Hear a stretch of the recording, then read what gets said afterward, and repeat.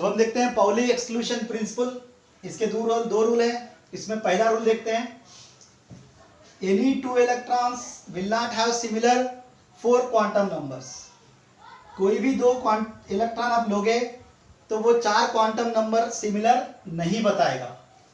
For example हम लेते हैं एक ही ऑर्बिटल से लेते हैं 2s, क्योंकि दो अलग अलग ऑर्बिटल लोगे तो भी चेंज हो सकता है, बट हम इस तरह एग्जाम्पल लेते हैं कि दो भी सेम ऑर्बिटल लेते हैं। 2s में का ही 2 इलेक्ट्रॉन फिल है, समझो कि 2s में ही 2 इलेक्ट्रॉन है, तो इन दोनों तो एक ही इलेक्ट्रॉन में ऑर्बिटल में फिल है, फिर भी हम इन दोनों इलेक्ट्रॉन के 4 क्वांटम नंबर सेम नहीं होते। वही पॉली एक्सक्लूशन प्रिंसिपल है। तो देखते हैं पहले हम 2s में पहला इलेक्ट्रॉन, दूसरा इलेक्ट्रॉन, एक क्लॉक तो एंटी क्लॉक। तो पहले इलेक्ट्रॉन के लिए NLMS 4 quantum number, principal, azimuthal, spin and magnetic and spin quantum number. तो पहले देखते हैं n वैल्यू, 2s ऑर्बिटल है तो इसकी मैग्नेटिक प्रिंसिपल क्वांटम नंबर 2 है, तो इसके लिए भी 2 ही है, वही ऑर्बिटल से भरा हुआ है। l वैल्यू s ऑर्बिटल है तो ये भी s ऑर्बिटल है, तो ये भी s ऑर्बिटल है।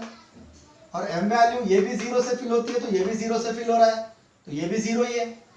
अगर आप बात की चलते हैं मतलब ये 3 भी सेम हो गए। बट फोर्थ वन देखते हैं तो स्पिन क्वांटम नंबर इसका प्लस हाफ है तो इसका माइनस हाफ है। यहां पे हमको चेंज मिलेगा, इस तरह एक प्लस हाफ है तो दूसरा माइनस हाफ। ये spin quantum number, any 4 quantum numbers will not have similar 2 electrons will not have similar quantum number का एक्सप्लेनेशन है। और एक भी रूल है जो दूसरा रूल हमने बताया कि वो है each orbital can accommodate only 2 electrons. 2 electron, एक ऑर्बिटल में सिर्फ दोनों इलेक्ट्रॉन को ही चांस रहेंगे। जैसे कि एक ऑर्बिटल s वाला तो इसमें 2 ही इलेक्ट्रॉन रहेंगे, और वो 2 electron, that two electrons must have or must possess opposite spin। वो दो ऑपोजिट स्पिन में रहना जरूरी है, सेम स्पिन में नहीं फिल करना है। पहला प्लस हाफ तो दूसरा माइनस हाफ। तो s ऑर्बिटल एक ही ऑर्बिटल में डिवाइड होता है, तो एक ही शेल होता है इसके अंदर, एक ही ऑर्बिट s शेल, तो ये 2 ही इलेक्ट्रॉन को फिल कर सकता है। अगर आप p की बात करोगे तो p 3 डिफरेंट ऑर्बिटल्स में डिवाइड होता है, px, py, pz, जो हमने मैग्नेटिक क्वांटम नंबर से बताया था। तो इसके हर एक ऑर्बिटल में अगर आप इलेक्ट्रॉन फिल करोगे तो दोनों एक में 2 अपोजिट स्पिन में ज्वाइन करेंगे, तो p ऑर्बिटल में सिर्फ 6 इलेक्ट्रॉन को ही चांस रहता है। इसी तरह d इलेक्ट्रॉन में, d ऑर्बिटल में सिर्फ 5 अलग अलग से बॉक्स होते हैं, तो मतलब इसमें सिर्फ 10 इलेक्ट्रॉन ही अकोमोडेट कर सकते हो। अगर f की बात करते हो तो 7 बॉक्सेस मतलब 14 इलेक्ट्रॉन्स को ही अकोमोडेट कर सकते हैं।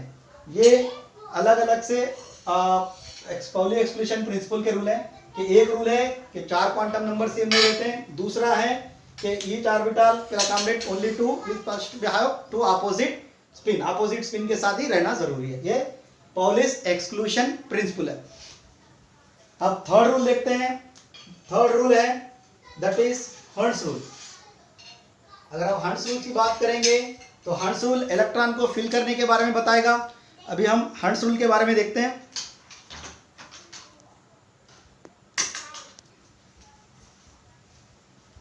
अब हम हर्ट्ज रूल देखते हैं।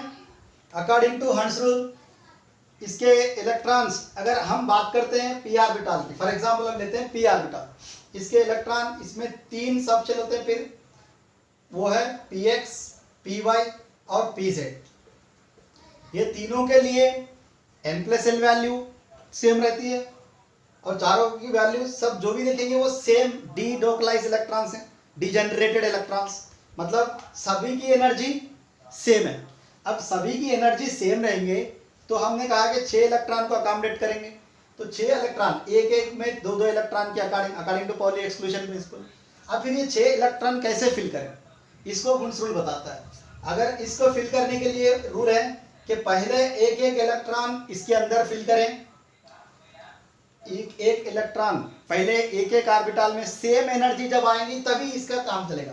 वुंस रूल काम करेगा जब सेम एनर्जी ऑर्बिटल्स अगर आपको मिलेंगे, डीजेनरेटेड ऑर्बिटल्स अगर आपको मिलेंगे, तो उसमें इलेक्ट्रॉन्स को फिल करने के लिए ही ये रूल अप्लाई होगा, बाकी दूसरों के लिए अप्लाई नहीं होगा। तो पहले हम इसको एक सेम एनर्जी है तो एक फिल करते हैं, उसके बाद उसको पेयर अप करना है, उसका पेयर बनाना है, इसको कहते हैं वुंस रूल। ये डी जनरेटेड इलेक्ट्रॉन्स ऑर्बिटल्स को ही वर्क करेगा। अगर दूसरे इलेक्ट्रॉन है, फॉर एग्जांपल हम रख लेते हैं 2s और 2p, ये तो अलग अलग है, 2s अलग है और 2p अलग है, तो इन दोनों में कोई ऐसा हुंस रूल नहीं होता है कि दोनों को एक इसके स्कोर मैच करें, क्योंकि दोनों की एनर्जी अलग है। जब आपको एनर्जी की बात सेम आएगी, सेम एनर्जी वाले ऑर्बिटल्स आएंगे, तभी ही हुंस रूल अप्लाई होगा। फॉर एग्जांपल हम देखते हैं डी ऑर्बिटल, डी ऑर्बिटल में 5 अलग अलग डी जनरेटेड सेट्स होते हैं, 5 तरह डिवाइड हुआ है D, D X Y, D Y Z, D X Z, D X square minus Y square and D Z square, 5 sets में डिवाइड हुआ है, डबल डबल शेप। तो इन पांचों में इलेक्ट्रॉन फिल करना हो तो ये सारे डी जनरेटेड इलेक्ट्रॉन्स हैं, ऑर्बिटल्स हैं, मतलब डी जनरेटेड मतलब सेम एनर्जी है। तो इनमें इलेक्ट्रॉन फिल करना हो तो पहले आप एक इलेक्ट्रॉन को फिल करना है, उसके बाद ही आप इसको पेयर कर सकते हो। इसको कहते हैं Hund's rule. According to Hund's rule आप एक इलेक्ट्रॉन को सेम एनर्जी के आएंगे तो एक इलेक्ट्रॉन को पहले फिल करना, उसके बाद ही आप पेयर कर सकते हो। This is called hums rule. ये तीनों रूल हैं हम इलेक्ट्रॉन्स को फिल करने के। अकॉर्डिंग टू अब देखते हैं हम्स रूल के अकॉर्डिंग, इसके बाद तीनों रूल्स को पार्टिसिपेट करते हुए थोड़े एटम्स के हम इलेक्ट्रॉनिक कॉन्फ़िगरेशन लिखते हैं कि how can we write the electronic configuration of an element. किसी भी एलिमेंट के इलेक्ट्रॉनिक कॉन्फ़िगरेशन को कैसे लिखते हैं, इसके बारे में हम डिस्कस करते हैं।